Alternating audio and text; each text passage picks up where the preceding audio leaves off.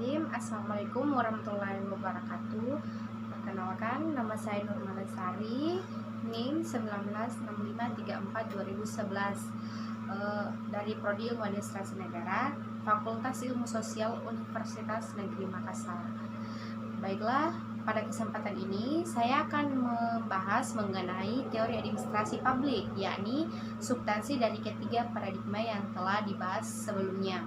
Adapun paradigmanya ini salah satu di antaranya All Public Administration atau bisa disingkat dengan OPA, dan yang kedua New Public Management atau biasa disingkat dengan NPM, dan New Public Service atau biasa disingkat dengan NPS.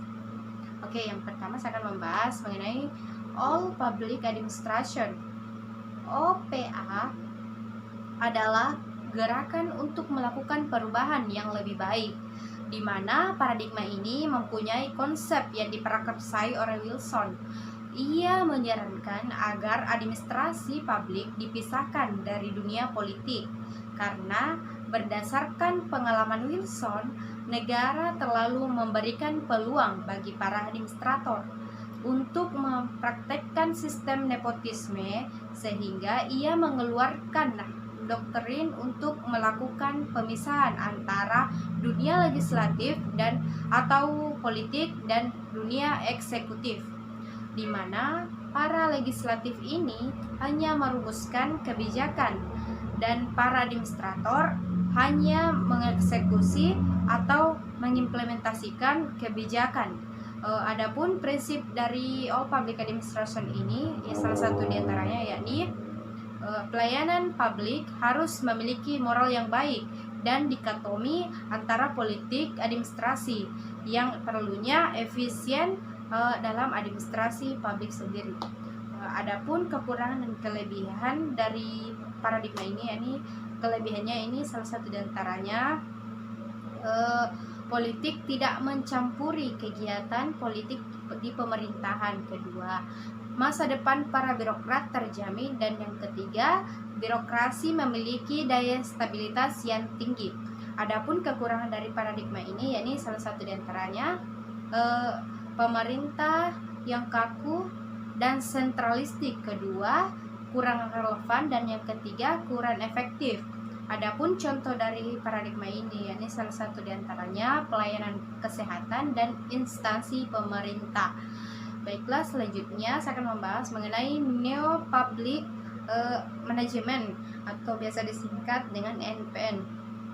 NPN ini merupakan isu penting dalam reformasi sektor publik karena memiliki keterkaitan dengan permasalahan manajemen kinerja sektor publik yang disebabkan pengukuran kinerja menjadi salah satu prinsip manajemen yang utama. Gerak NPN ini awalnya hanya terjadi di negara-negara maju seperti Eropa. Akan tetapi perkembangan konsep NPN ini telah menjadi suatu gerakan global sehingga negara-negara berkembang terkena pengaruh dari NPM yang terjadi pada saat itu.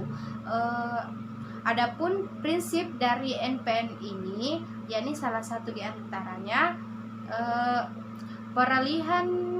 peralihan dan pemanfaatan kendali input menjadi output, dan yang kedua peralihan dari sistem manajemen, dan yang ketiga standar-standar yang tegas dan terukur. Adapun kekurangan dan kelebihan dari paradigma ini, yakni kelebihannya yang pertama berbasis pada orientasi pasar, yang kedua melibatkan kerja dan pengawasan kelompok, ketiga bekerja digerakkan oleh misi bukan pada aturan. Adapun kelemahan dari paradigma ini salah satu diantaranya yakni paradigma yang berhasil diterapkan di suatu tempat kadang tidak dapat diterapkan di tempat yang lainnya.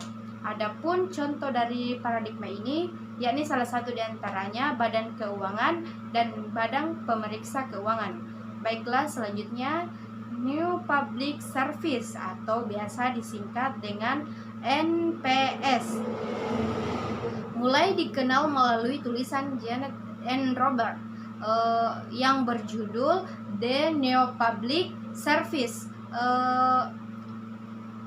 Adapun prinsip dari Neo Public Service ini, yakni salah satu diantaranya, pertama, melayani warga negara bukan pelanggan, dan yang kedua, mengutamakan kepentingan publik, dan yang ketiga, kewarganegaraan lebih berharga atau bernilai daripada kewirausahaan. Adapun kekurangan dan kelebihan dari paradigma ini, yakni kelebihannya yakni salah satu diantaranya membangun koalisi dana, kedua mengutamakan kepentingan masyarakat, dan yang ketiga berlandaskan demokrasi. Adapun kekurangan dari paradigma ini, yakni salah satu diantaranya prinsip-prinsip NPS masih terlalu abstrak. Oke, baiklah, selanjutnya saya akan menjelaskan sedikit mengenai perbedaan antara good governance dan sound governance.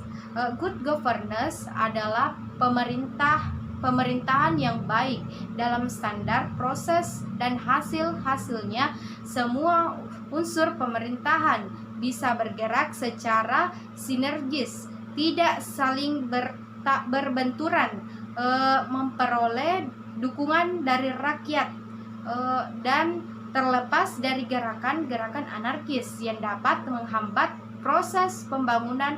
Untuk menetapkan good governance, UNDP menerapkan 9 karakteristik.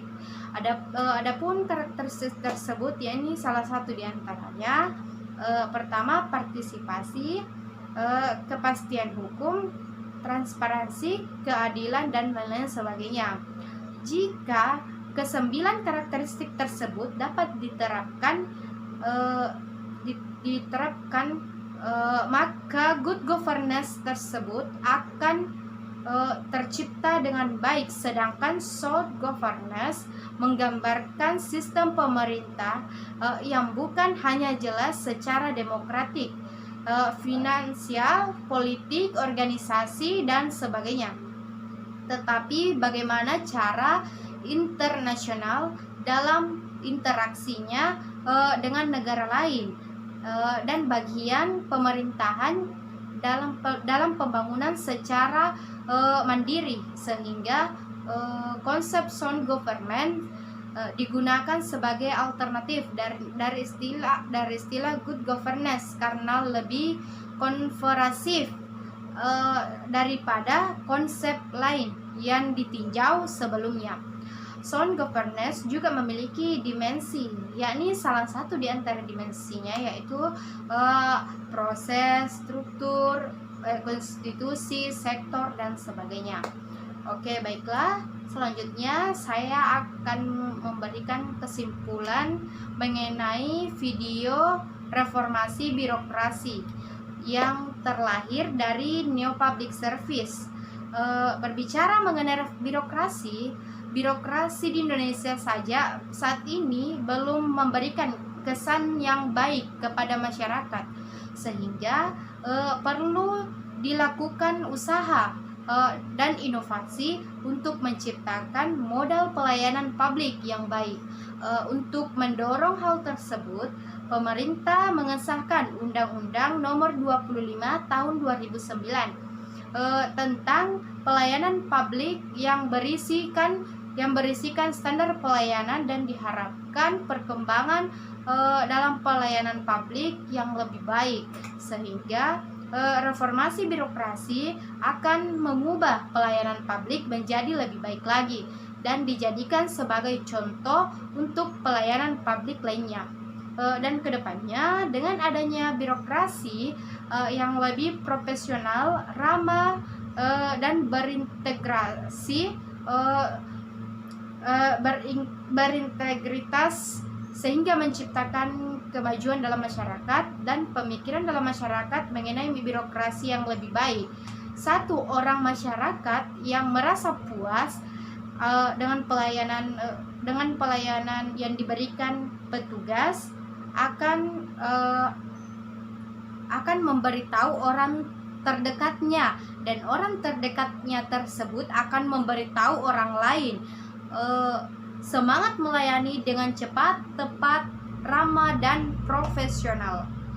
Baiklah, mungkin itu saja yang dapat saya sampaikan. Lebih dan kurangnya mohon dimaafkan. Wabillahi taufiq wal hidayat. Wassalamualaikum warahmatullahi wabarakatuh.